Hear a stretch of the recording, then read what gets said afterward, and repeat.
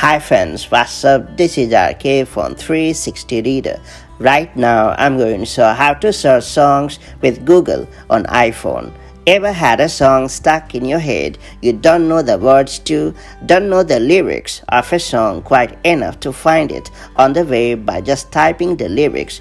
Google has a solution for you. The Google search app can identify a song by humming or even whistling, making it much easier for you to discover new music. That's all being said, let me show you how to hum to search songs with Google on your iPhone the quick way. Before getting started, make sure you have subscribed our YouTube channel and hit the bell icon so that you won't miss any update from 360 Reader. First and foremost, make sure you have installed the Google Search app and the Google Assistant app on your iPhone or iPad. Once you have installed both these apps on your iOS or iPadOS device, launch the Google Search app on your device and then tap on the microphone icon located on the right side of the search bar. Now you will find the Search a Song option below the dots as indicated.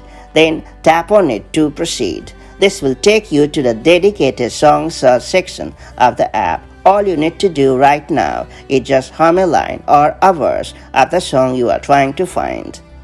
Once the app identifies the song, it will display the three closest results.